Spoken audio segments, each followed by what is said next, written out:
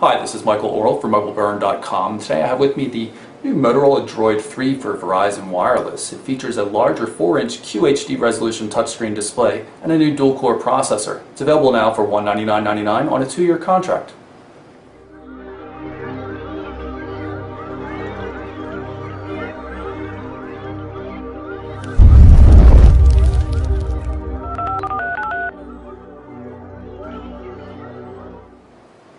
So here's the Droid 3 box. Motorola hasn't changed up the design much since the original Droid. Same can be said about the phone itself. It's a little bit bigger display, 5-row QWERTY keyboard now, but still very much the same look. You still have that chin down here at the bottom. The back has changed up a bit, so let's take a look at what else comes in the box. Here's the Motorola charger. Connects to a USB cable. Cable right here. Full USB on one side and micro USB on the other, of course. Books. Support information. It's a global phone, so you can see some information on how to get support when you're outside of the US. And just a small document here on some of the global roaming settings. That's it. So here's the Droid 3. I'm going to power it up here. New lock screen. It's an Android 2.3 Gingerbread device. It's got a 1 GHz dual-core TI OMOP processor and a nice large 4-inch display, and that's 540 by 960 pixels, a quarter HD, a quarter full HD I might add. The 8-megapixel camera on the back can record in full HD, 1080p.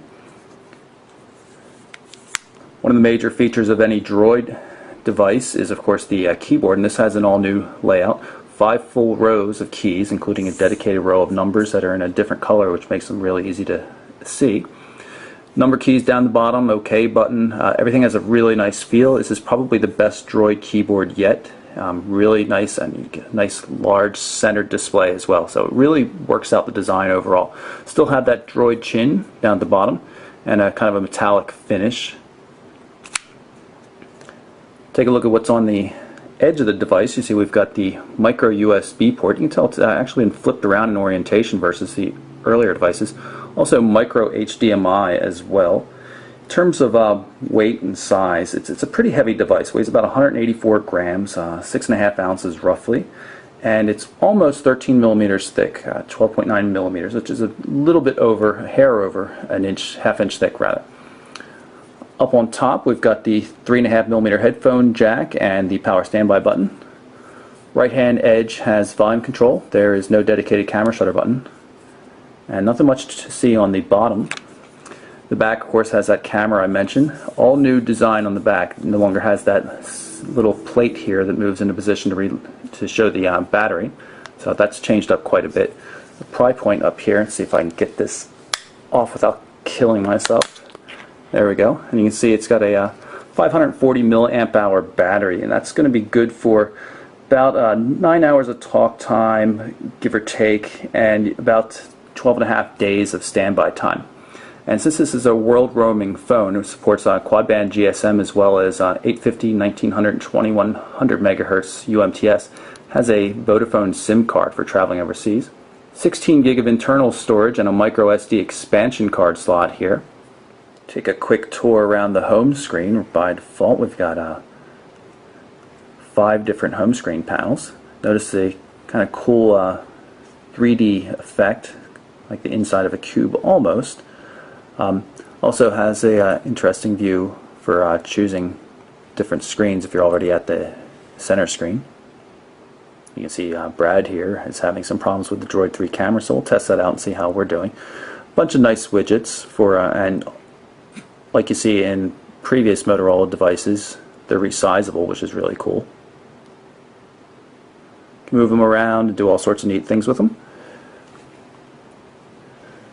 Weather widget there. This is the Universal Inbox widget, and I'll show you how the Universal Inbox works a little bit later. Neat new contacts widget here. You can just grab it and pull it down and you have access to all your favorites, which is pretty cool. And swipe up will go back.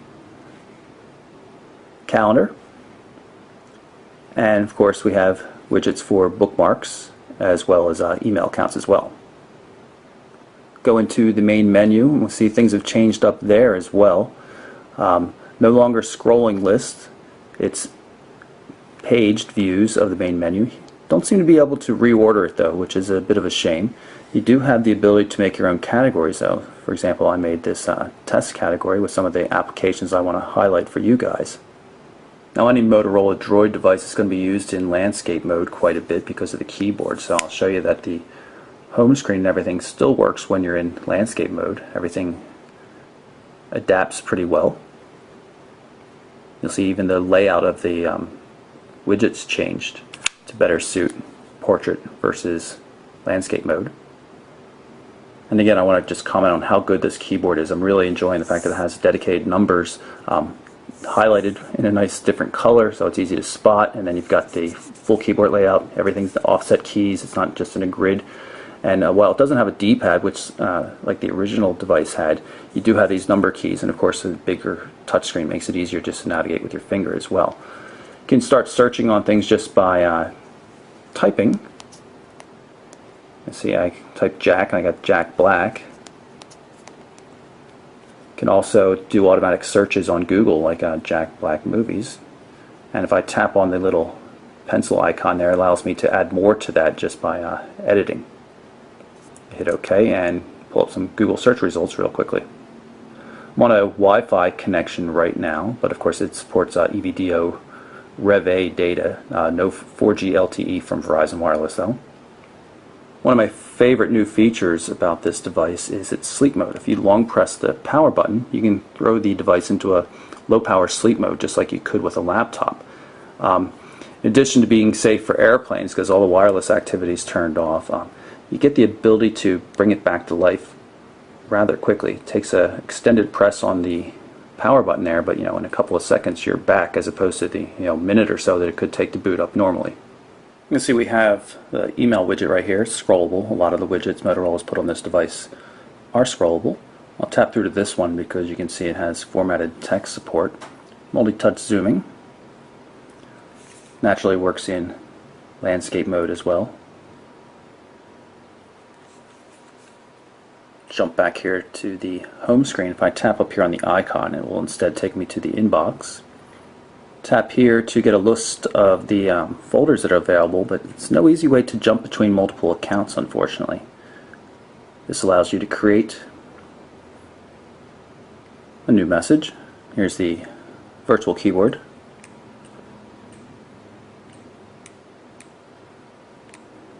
I'm going to misspell test to see what it does. It has a suggestion there, but it's not auto-correcting by default. I'm sure you can turn on auto-correction though. Some controls for rich text formatting. You don't normally see that, bold, italics, underlines, list support even. Naturally everything will work in landscape mode with the keyboard exposed. There's also a number of different views which I find to be interesting. Say we can go into conversation mode. Maybe it's a little easier this way. You can see there's 3 messages in this conversation.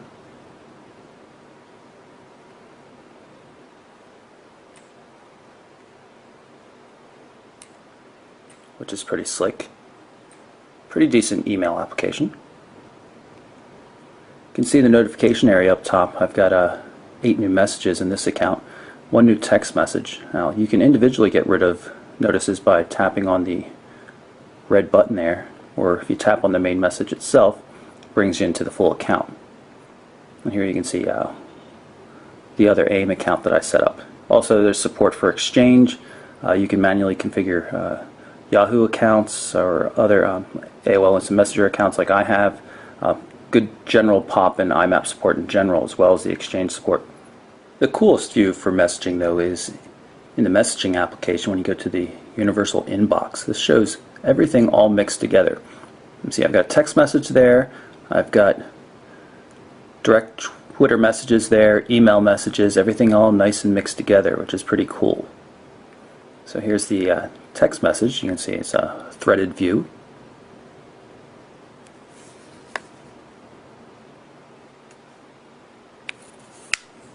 And I'll just type in a quick reply.